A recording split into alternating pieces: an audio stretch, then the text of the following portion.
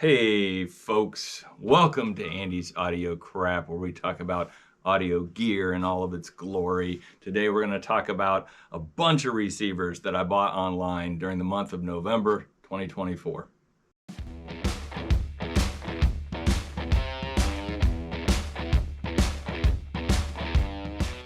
The entire purpose of buying so many receivers with no intention to like flip or resell or part them out or anything like that was I wanted to find something cheap that sounded like this Marantz here. This is a Marantz 2230. I have a 2270 and a 2252B, I think, in the other room. I picked the 2230 because it's actually the most modestly priced one that I had, and these go for roughly $800 to $1,200 depending upon any maintenance that's been done. This one has been completely recapped, so transistors and all.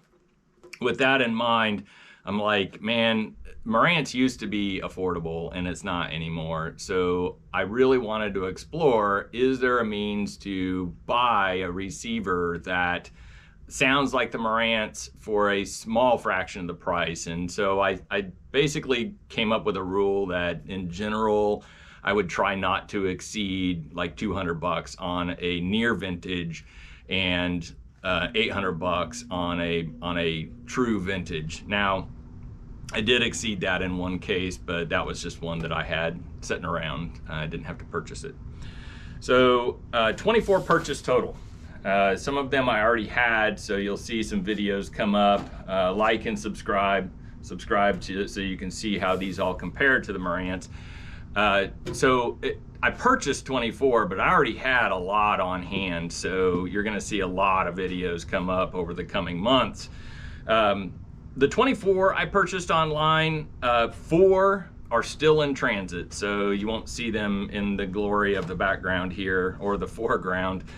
This is really unstable. I'm kind of nervous about this collapsing on me while I'm sitting here. 5 of the 24 that were shipped got killed. One of them wasn't the postal service or the shipper.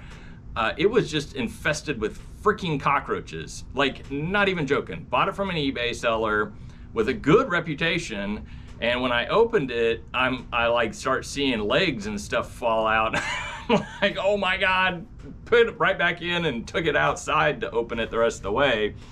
And that ended up being a refund, no ship back. They didn't want it back, obviously. But ever since then, I've actually opened receivers outside. Like, I take them outdoors and open them outdoors. And then 4 of the 5 that were killed by Goodwill, shopgoodwill.com.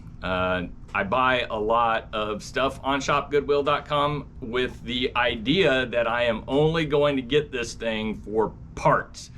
They are horribly inconsistent with the way that they ship things. Even if you send them an email that says, pack it this way, with pictures and all, they'll just generically respond, we'll pass that to the shipping department. And when you get it, you're lucky if you got one that works, right? Receivers are like heavy as hell, right? And shipping one of these, you would think, like, you would think that somebody would be like, oh, well, this is gonna get knocked around a little bit. I'll put some bubble wrap all over this. And I've got this Pioneer Elite that came in the other day. Pioneer Elites are freaking heavy for the most part, right?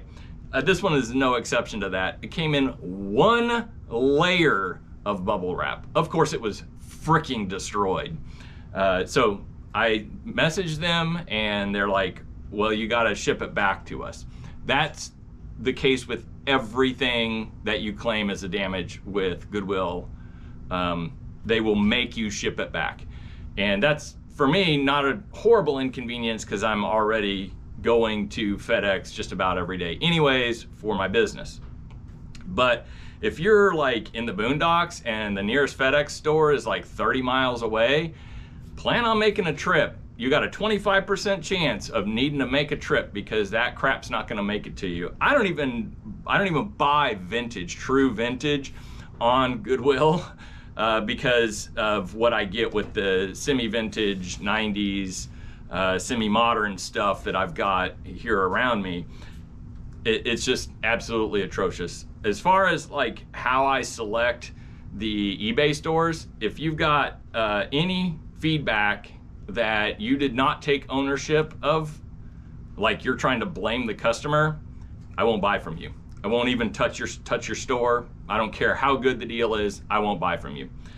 And then when it comes to like people that have 100% feedback, I look to see what it is that, and that's generally who I buy from. If you got like 95 or above, you're not blaming the customer for the problem that happened on your negative feedbacks, and you sell electronics, like heavy stuff, I'm gonna say crap, heavy crap.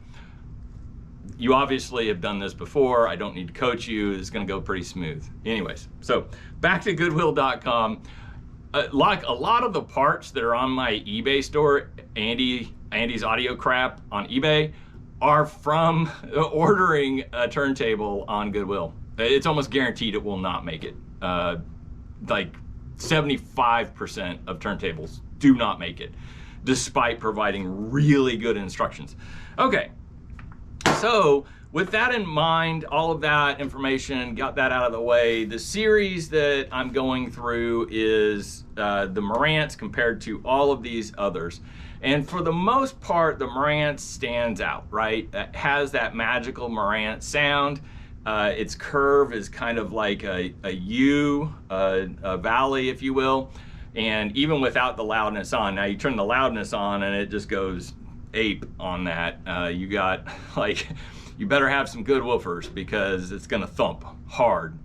And I really, really, really am like, gosh dang it, you know, if people like rock, they would love to experience this Marantz sound, but honest to goodness, a 20 watt Marantz with a normal set of speakers is gonna sound okay, but you're not gonna be able to go up in volume. You need a minimum of like 30 watts, so this is like bare minimum of what you need. But what you really need is probably the 2270, and good freaking luck touching one of those for less than 2,000 bucks in working good, you know, reliable condition. It's just gotten astronomical. It's just crazy right now. I don't know if this is a bubble. I speculate that it's not, because a lot of people just threw these in the junkyard when they were done with them. So they are rare. And even the parts are starting to get really, really super expensive.